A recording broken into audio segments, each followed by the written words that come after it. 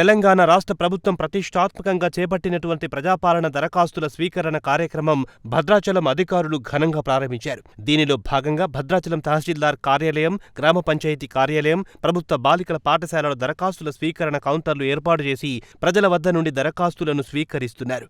దరఖాస్తులు అందించడానికి వచ్చే లబ్ధిదారులకు ఎటువంటి అవాంఛనీయ సంఘటనలు జరగకుండా తగు జాగ్రత్త చర్యలు చేపట్టామని భద్రాచలం ఎంఆర్ఓ మరియు స్పెషల్ ఆఫీసర్ తెలిపారు. ఆర్డీఓ మంగిలాల్ భద్రాచలం డివిజన్ వ్యాప్తంగా ప్రజాపాలన కార్యక్రమం ఏ విధంగా సాగుతుందో అధికారుల యొక్క పనితీరును ఉదయం నుంచి దగ్గరుండి మరీ పర్యవేక్షిస్తున్నారు.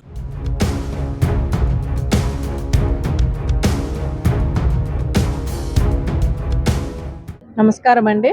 ఈ ప్రజల వద్దకు పాలన పోవాలని చెప్పి అభయహస్తం ప్రజాపాలన కార్యక్రమంను తెలంగాణ ప్రభుత్వము ప్రతిష్టాత్మకంగా చేపట్టి డిసెంబర్ 28వ తారీఖు నుండి జనవరి 6వ తారీఖు వరకు గ్రామాల వారీగా గ్రామ సభలు నిర్వహించమని ఆదేశాలు ఇవ్వడం జరిగింది.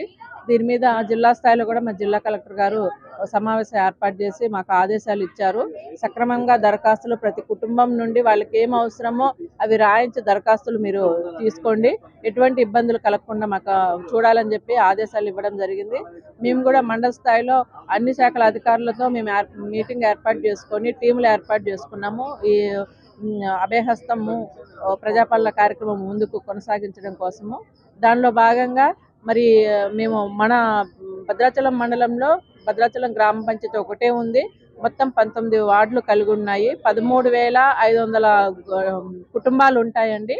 దానికి అనుగుణంగా మరి 19 వార్డులు ఉన్నాయి కాబట్టి ఉన్న అధికారులతో మేము ఒక సీనియర్ గెస్టెడ్ ఆఫీసర్లను 3 టీములుగా విభజించి ఒక్కొక్క టీంకి మరి ఉన్న 19 వార్డులను ప్రతిరోజు 2 వార్డులు, పెద్ద ఎక్కువ కుటుంబాలు ఉన్నవైతే ఒక వార్డుని అట్లా మేము వార్డు వారీగా గ్రామ సభలను మేము ఏర్పాటు చేసాము. ఈ విధంగా మొత్తము 28 ఈ రోజు నుండి జనవరి 6 వరకు కూడా మేము గ్రామ సభలు వార్డు వారీగా ఏర్పాటు చేసి దరఖాస్తులు స్వీకరించడం అనేది జరుగుతుందండి. ఈ దరఖాస్తులను కూడా మరి వాళ్ళు జిరాక్స్ తీసుకోవడం అనేది కాకుండా ప్రభుత్వమే ఉచితంగా సరఫరా చేస్తుంది. దానిలో భాగంగా రేపెల్లుండి గ్రామ సభలు అంటే మేము ముందు రోజే మా గ్రామ పంచాయతీ బిల్ కలెక్టర్ల ద్వారా దరఖాస్తు ఫారాలను ఇంటింటికి మేము సప్లై చేయించి ఆ ఇంటి యజమానికి ఆ దరఖాస్తు ఫారం ఏ విధంగా నింపాలో అనేది కూడా మేము బిల్ కలెక్టర్ల ద్వారా మేము వారికి అవగాహన కల్పిస్తున్నాము. వాళ్ళు సక్రమంగా ఆ దరఖాస్తు ఫారంని నింపి దానికి ఆ జిరాక్స్, ఆ Aadhaar card, ration card, food security card జిరాక్స్ను జత చేసి ఆయా వార్డులలో జరిగే గ్రామ సభలలో వాళ్ళు సమర్పిస్తే సరిపోతుంది.